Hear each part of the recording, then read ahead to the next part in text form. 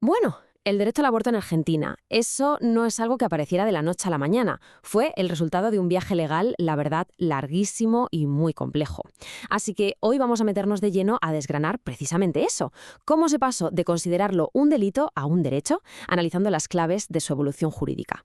Y aquí está la pregunta del millón, la que lo define todo. Es el dilema que ha estado en el centro de décadas y décadas de debates, no solo en Argentina, sino en todo el mundo. ¿Cómo se consigue ese equilibrio entre el derecho a la vida y el derecho a la autonomía? Venga, pues esta es nuestra hoja de ruta para hoy. Vamos a empezar por ese choque de derechos fundamental, luego viajaremos por los precedentes que lo marcaron todo, compararemos los proyectos de ley y al final analizaremos los detalles que definieron este nuevo paradigma. Nuestra primera parada, el epicentro de todo el debate. Una auténtica colisión de derechos. Por un lado, tenemos la protección de la vida por nacer y por el otro, la autonomía de la persona gestante. Vamos a ver cómo la ley intentó resolver esto. Ojo, que estas palabras no son de un analista cualquiera, ¿eh? Vienen directamente de la propia Corte Suprema de Argentina. En el histórico fallo FALL, el tribunal reconoció oficialmente este severo conflicto de intereses. Y esto fue un momento clave, porque era admitir que la solución no era nada fácil y de alguna manera abría la puerta a todo el debate legal que vendría después. Al final, el conflicto se puede resumir así. Por un lado, el nasciturus, es decir, el ser por nacer, que históricamente ha estado protegido por la ley desde la concepción. Y por el otro, la persona gestante, con sus derechos a la autonomía, la salud y a la dignidad totalmente reconocidos. El gran desafío legal era, bueno, ¿cómo se reconcilian estos dos mundos?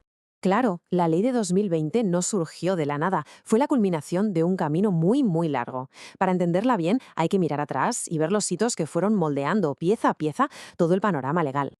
Fijaos, este viaje abarca casi un siglo. Empezó allá por 1921, con un código penal que básicamente trataba el aborto como un delito con unas pocas excepciones.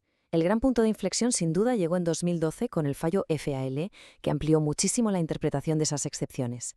Y aunque el intento de 2018 no salió adelante, preparó todo el terreno, tanto político como social, para que en 2020, por fin, llegara la ley que lo cambió todo. Para entender de verdad la magnitud del cambio, hay que comprender este concepto, última ratio, o sea, último recurso. Antes de 2020, el aborto no se veía como un derecho a la salud. El punto de partida era que era un delito, y la ley simplemente decidía no castigarlo en circunstancias muy extremas. Era una excepción a una regla penal, no un principio de salud pública.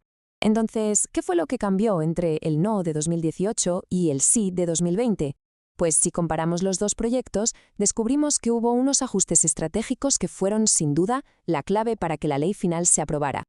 A ver, el acceso voluntario hasta la semana 14 se mantuvo igual en los dos proyectos. La diferencia crucial está en lo que pasa después de esa semana.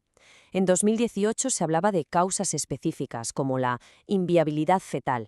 En 2020 esa causa desaparece y se sustituye por un concepto mucho más amplio, mucho más potente, la salud integral, que pasa a ser la nueva pieza central de todo. La verdad es que eliminar la inviabilidad fetal fue una decisión muy estratégica. Como se ve en el propio texto, se decidió, de forma consciente, mover el foco. El debate ya no iba a girar en torno a la condición del feto, sino sobre el bienestar integral de la persona gestante. Y esto, legalmente, fue un cambio de perspectiva radical. Ahora sí, vamos a profundizar en los pilares de la ley que finalmente se aprobó. Hay tres conceptos que son clave para entender su alcance: la salud integral, el consentimiento y la objeción de conciencia. Aquí está probablemente el concepto más revolucionario de la ley. Al adoptar la definición de la OMS, la salud integral se convierte en una razón muy amplia para justificar la interrupción después de la semana 14. Y esto es fundamental, va mucho más allá del peligro de muerte, abarca el bienestar físico, mental y social. Y lo más importante, pone la evaluación de ese bienestar en manos de la propia persona gestante. La ley también arrojó mucha luz sobre el consentimiento de menores, aplicando lo que se llama el principio de autonomía progresiva. A partir de los 16 años, la capacidad de decidir es plena. Entre los 13 y los 16 se presume que ya hay madurez para consentir, salvo en casos de riesgo grave. Y solo por debajo de los 13 es necesario el consentimiento de un representante, pero siempre priorizando el interés de la niña. Vale, y llegamos a la objeción de conciencia, otro de los puntos calientes del debate. La ley aquí la regula de forma muy estricta. Es un derecho personalísimo, individual, nunca institucional. Es decir, un hospital como entidad no puede ser objetor. Además, quien objeta tiene la obligación de garantizar que la paciente sea atendida por otro profesional y de forma inmediata. Y lo más importante de todo, este derecho desaparece por completo si hay una emergencia médica. Todo esto nos lleva a una conclusión bastante clara. Esta ley no fue una simple reforma, fue un cambio total de paradigma en la forma en que el Estado argentino concibe el aborto. Es así de simple y a la vez así de profundo. La lógica deja de ser la del Código Penal, que se centra en el castigo, para convertirse en la lógica de la salud pública, centrada en garantizar derechos y en la autonomía de las personas. Y aquí, en el texto legal, lo vemos negro sobre blanco. Es la prueba definitiva de ese cambio. La lógica ya no parte del posible derecho del no nacido, no. El nuevo punto de partida es la persona gestante, sus derechos y su dignidad.